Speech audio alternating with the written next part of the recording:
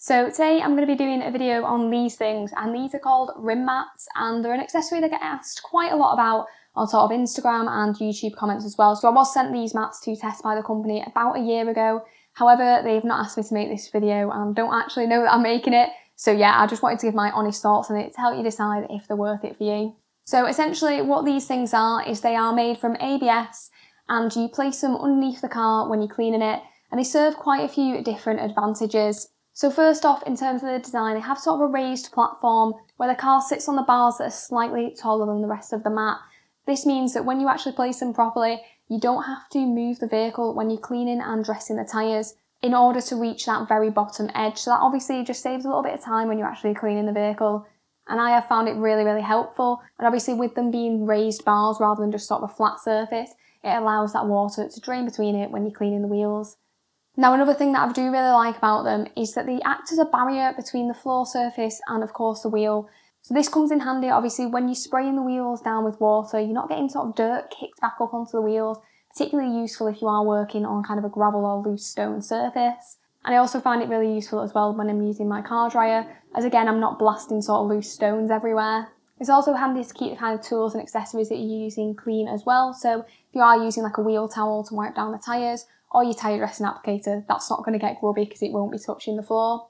And then the final thing that I do think is really helpful and a really good design feature on these is that two of the mats, so either the ones you place at the front or the back, have this kind of little rounded edge, and that acts as a hose guide. So we've all been there when you are cleaning the car and you go around it with your pressure washer hose and you get stuck under the tyres and you can't sort of pull it along and it's really annoying. This obviously is going to solve that problem too. So in terms of the setup and how you actually use these, it's very, very simple. You just line them up behind or in front of each tyre and then either reverse or drive forwards onto it until you hit the little chock thing that I was talking about where it has that hose guide, and that's when you know when to stop. Personally, I do like reversing onto them rather than driving onto them forwards most of the time, as I usually back the cars into the drive. And my pressure washer hose is behind the vehicle, so it obviously is the best position for me with the hose guides. And also as well, it's a little bit easier backing onto it as I can open the door and watch myself onto them so I can see exactly when to stop, because sometimes it is a little bit tricky to feel that sort of chock depending on what you're driving. So yeah, I find it personally a little bit easier when I'm actually watching myself do it.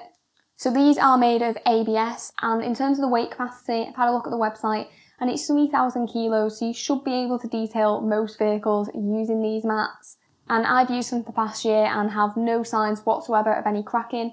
Just a few little scuffs from the surface that's underneath the wheels. Another little nice feature is that they do pack away really easily as well, so they kind of interlock because you've got that sort of chock on one end, so you can just slot them together and it's really compact. They do also come with a Velcro strap to tie them together. I did, however, lose this when I was moving house, so yeah, I don't have that, but either way they stand up against the wall, all laid down pretty nice and neat. So at the time of making this video, a set of these is retailing at $53.99. And I know that this does introduce a little bit of scepticism from a few people. However, personally, since having them for the past year, I would find it really difficult to go back to not having them. They do definitely offer quite a few advantages.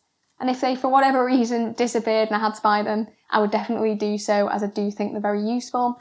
There are going to be some people that are thinking, why don't you just use sort of planks of wood underneath the wheels? It's going to do the same job. Now, I agree that that will help to a degree. However, there are a few reasons why I don't do this. First of all, I don't like a piece of rotting wood potentially underneath the wheels. Obviously that's going to get really wet, so you're going to have to maybe replace that reasonably often and it might look a bit grotty. You can obviously sort of cover this with rubber and things like that might help, but obviously it's not going to serve certain advantages like the hose guide, not going to be as easy to sort of neatly pack away, and also they just don't look professional. And that is a really important thing for me, both on the videos and when people come to collect the cars. Having a few planks of wood underneath the wheels I just don't think is going to look that great.